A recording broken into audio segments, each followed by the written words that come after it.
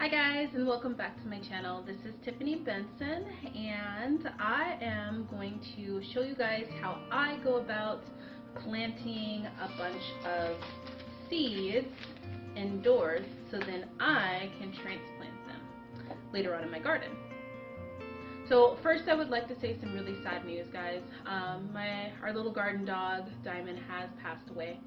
So it's been a really rough week for us losing him. He really enjoyed the garden, and I wish that I had planted it years ago so that he could have enjoyed it for more of his life. He was my dog before getting married, so we lived in a lot of apartments before I bought the townhome, and before I even decided that maybe I should try and grow a garden. So since I only decided to do that last year, so he will be missed, and we love him a lot, and I'm gonna keep growing this garden for him.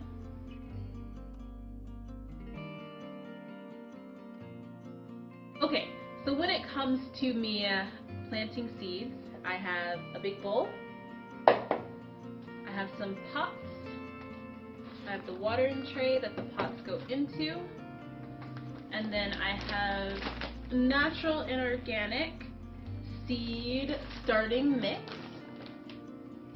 I have some cinnamon, some boiling hot water,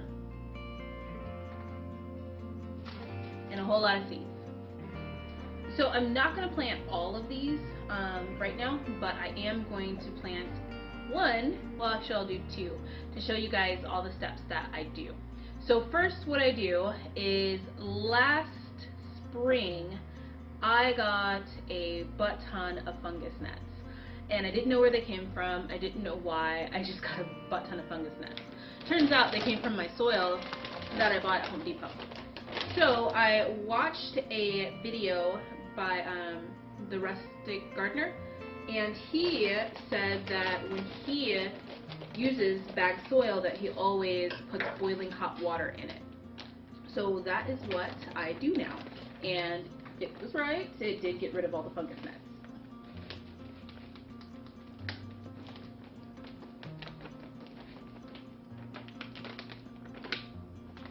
So just gonna pour that in there.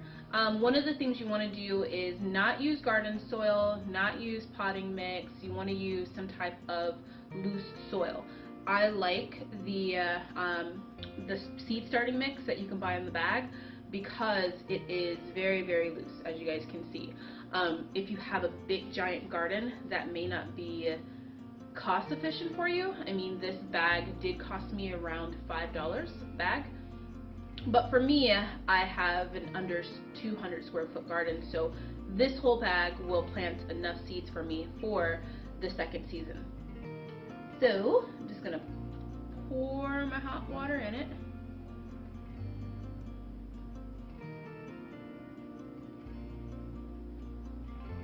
And then get the hands dirty.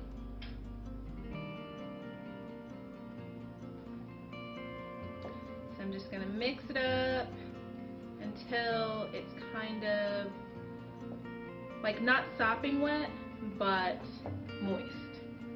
I'm gonna keep going with some more water.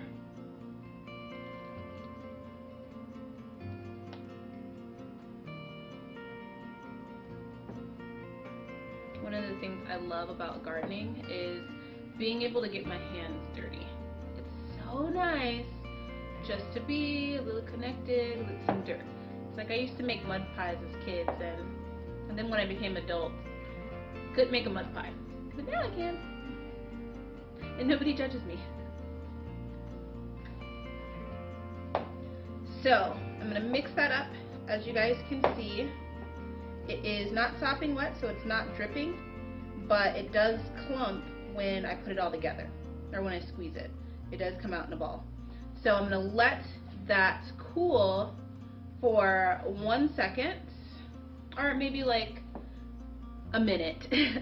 So then that way it's not like steaming hot when I go to put a seed into it. Okay, so now that it's cooled a little bit, I am going to put some soil into the little pot.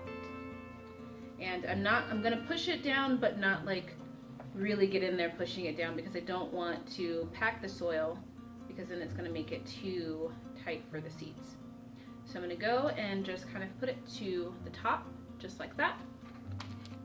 And I'm going to do 2 of them.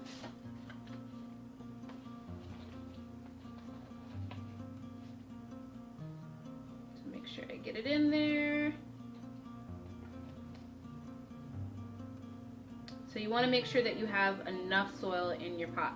One of the things that I went wrong with in the beginning was I didn't put enough soil, and mainly because when I originally planted my garden back in October, I just put a little bit of water and then just poured it in there. So once I put water into the tray to water it, all of the soil condensed because I didn't have enough in there. So it's important to get it to the top.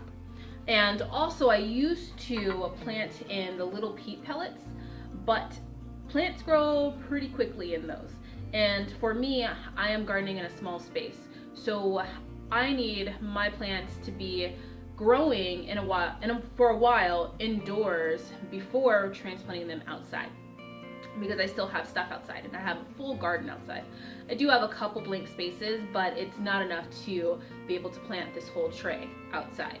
So I want to be able to have enough space in the pot for the plant to be growing and not get crowded.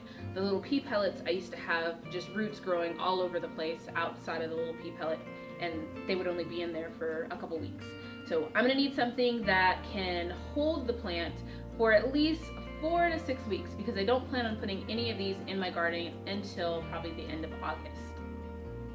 So now that I have that going, I am going to start planting some seeds. So first off, I have a mystery seed.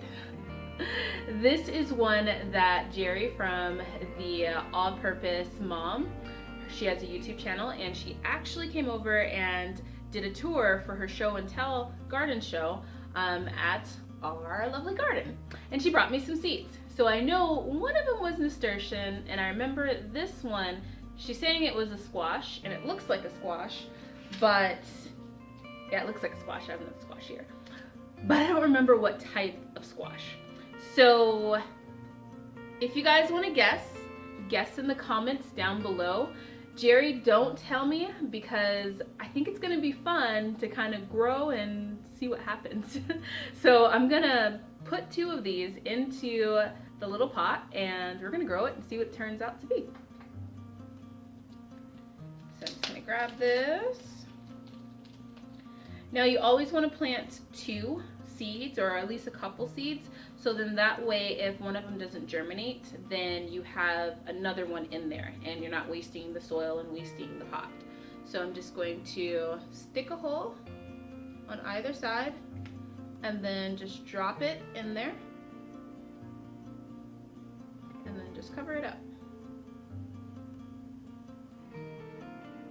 And that is one down. So guys, I almost forgot one of the most important parts of gardening. That is labels. So now just looking at the seed, I can tell that this isn't going to be a super small squash plant, because the seeds are kind of big. I've seen pumpkin seeds and they're about the size of a pumpkin seed. I'm hoping it's not a pumpkin, because I don't have a lot of room. But I am going to grow it in a tomato cage. So I'm going to label it question mark, question mark, question mark, because I don't know what it is. So then we're just gonna stick that right in there, just like that. So also, one of the things that I use to make sure I don't get fungus gnats anymore, because they were a horrible little thing to have throughout your entire garden. And they got in the house, they got everywhere, they even got all the way upstairs to my office, like they were everywhere. So I'm gonna take every preventive caution in order to not get those ever again. So I have some cinnamon, and I am just going to take some cinnamon and I'm gonna sprinkle it on top of the soil.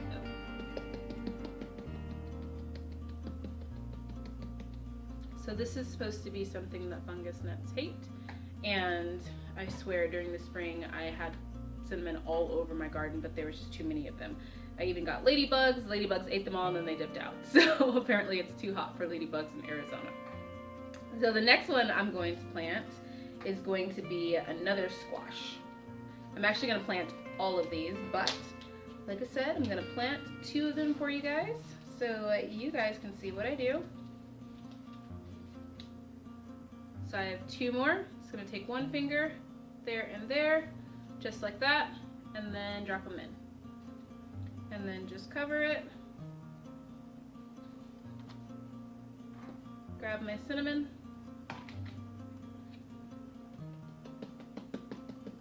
Sprinkle it on top. Grab my label. This one is going to be a yellow crookneck squash. These are actually seeds that I picked up from the library. If you guys haven't seen my How to Get Free Seeds video, I will link it up above and also link it below so that you guys can check that out. Your library does offer free seeds, so you should check them out, see what they have, because it's nice. You can, you know, get some seeds and plant them. So let's label this one yellow crookneck.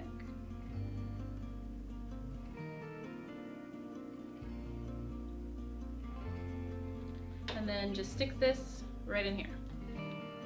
So, one of the things that I did before deciding which massive amount of seeds I was going to plant is I made a map of my garden.